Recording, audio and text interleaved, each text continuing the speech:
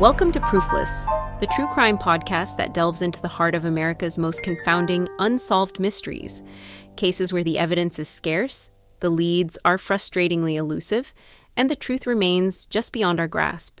I'm your host, Anna Berger, and this is the 5th episode of Proofless, where we explore stories that haunt families, captivate communities, and leave investigators searching for answers in a fog of uncertainty.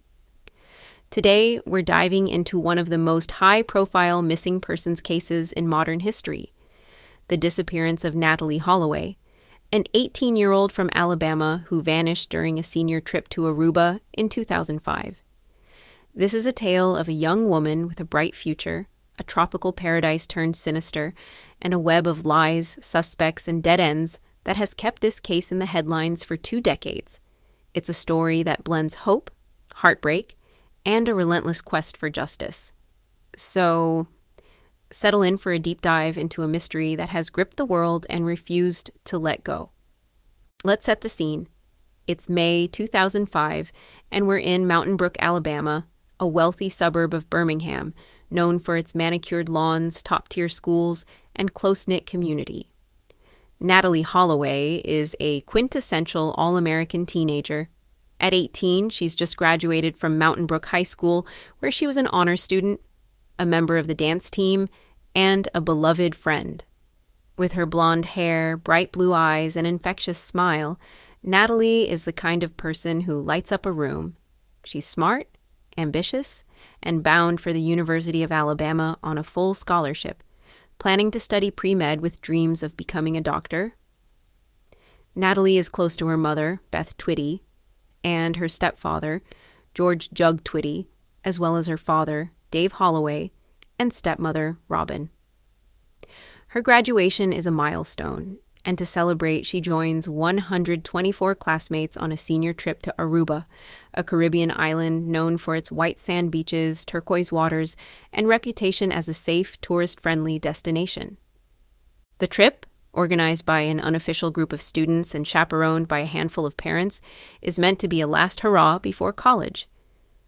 On May 26, 2005, Natalee and her classmates arrive in Aruba, staying at the Holiday Inn in Oranjestad, the island's capital.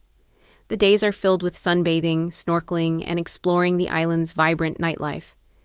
Natalee, described by friends as responsible but fun-loving, embraces the freedom of the trip. She texts her mom regularly, sharing photos and updates about her adventures. On the night of May 29th, the group's final night in Aruba, Natalee heads to Carlos and Charlie's, a popular nightclub in Oranjestad, known for its lively atmosphere and late-night parties. She's seen dancing, laughing, and enjoying herself with friends. Around 1 a.m. on May 30th, Natalee is spotted leaving the club with 3 young men, Joran van der Sloot, a 17-year-old Dutch student, and brothers Deepak and Sadish Kalpo, ages 21 and 18, who are locals of Surinamese descent. It's the last confirmed sighting of Natalee Holloway. When Natalee doesn't return to the Holiday Inn that night, her friends assume she's crashed in another room or stayed out late. But by the morning of May 30th, when she misses the group's flight back to Alabama, panic sets in. Her classmates alert the chaperones, who contact Beth Twitty. Beth, a special education teacher, is at home in Mountain Brook when she gets the call. She immediately books a flight to Aruba, arriving that evening with Jug and a group of family friends. They head straight to the Holiday Inn, where Natalee's belongings, her passport, clothes, and luggage, are still in her room, untouched. Beth contacts the Aruban police, who begin a missing persons investigation, but the response is slow, hampered by the island's laid-back approach and limited resources. Beth, unwilling to wait, takes matters into her own hands, distributing flyers and canvassing the island with Jug and volunteers. The Aruban police quickly focus on the 3 men last seen with Natalee, Joran van der Sloot, and the Kalpo brothers. The trio claims they drove Natalee to the California Lighthouse, a scenic spot on Aruba's northern tip, to watch the sunrise. According to their initial story, Natalee was intoxicated, and they dropped her off at the Holiday Inn around 2 a.m., where they saw her stumble into the lobby, assisted by a security guard, but the hotel's security footage shows no sign of Natalee, and the guard denies any such encounter. The story unravels further when the police interview witnesses at Carlos and Charlie's, who say Natalee appeared sober and in control when she left. The inconsistencies lead to the arrest of Joran, Deepak, and Satish on June 9, 2005, on suspicion of kidnapping and murder. Joran van der Sloot, the son of a prominent Dutch lawyer, becomes the investigation's central figure. At 17, he's charismatic, fluent in English, and known for frequenting Aruba's tourist hotspots to meet young women. His story changes multiple times.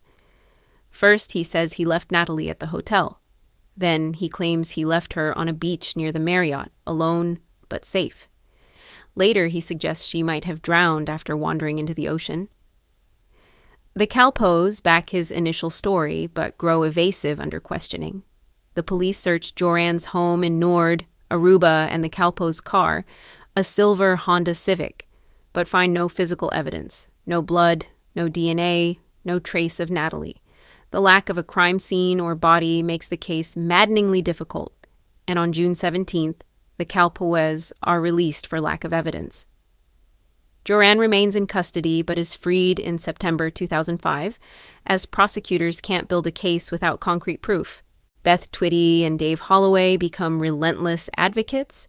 Beth, a force of nature, appears on every major news outlet, CNN, Fox News, Dateline, pleading for information. She confronts Joran and his father, Paulus van der Sloot, a judge in training, accusing them of covering up the truth.